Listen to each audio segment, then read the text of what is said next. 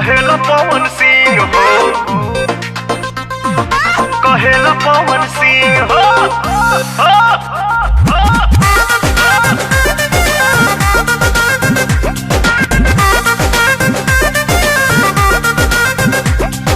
बना तू दिहले बाड़ू सबके अपन प्रेम दीवाना हो, अपन प्रेम दीवाना हो। बना तू दिहले बाड़ू सबके अपन प्रेम दीवाना हो। पैबू नहीं हमरा जैसन जिंदगी में मर्दाना हो। करा सगाई पक्का हमरा हाथ से पहिरा रिंग हो। हई भोजपुरिया किंग जमाना कहेला पवन सिंह हो। भोजपुरिया किंग जमाना कहेला पवन सिंह हो। ब्यूटीफुल बॉडी बा तोहार सेक्सी सेक्सी लुक हो। ऐसे चलबू तान के सीना चल जाई बंदूक हो।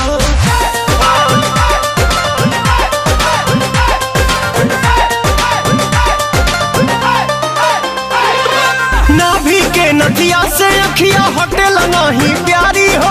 गोर देह गदराइल बाड़ू करे परी रखबारी हो, करे परी रखबारी हो। नाभि के नथिया से अखिया हटेल नहीं प्यारी हो।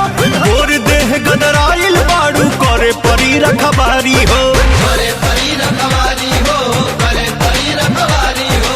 हमके लफुआ मत बूझा तू हकील नहीं डींग हो। हई भोजपुरिया किंग जमाना कहेला पवन सिंह हो। भोजपुरिया किंग जमाना कहेला पवन सिंह हो।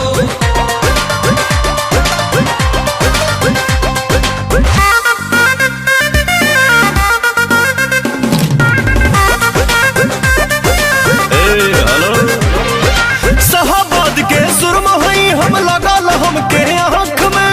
अपना बाप से कह दो शादी हो जाए बैसाख में, हो जाए बैसाख में, हो जाए बैसाख में। शाहबाद के सुरमा हई लगल हमके आँख में। अपना बाप से कह दो शादी हो जाए बैसाख में, हो जाए बैसाख में, हो जाए बैसाख में। अभी ये मांग भराला मत करवाबो तू किंग हो। हई भोजपुरिया किंग जमाना कहेला पवन सिंह हो।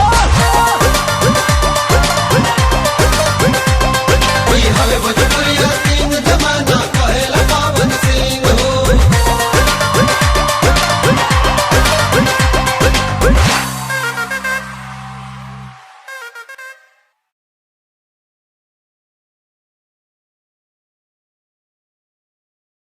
पैबू नहीं हमरा जैसन जिंदगी में मर्दाना हो। करा सगाई पक्का हमरा हाथ से पहिरा रिंग हो।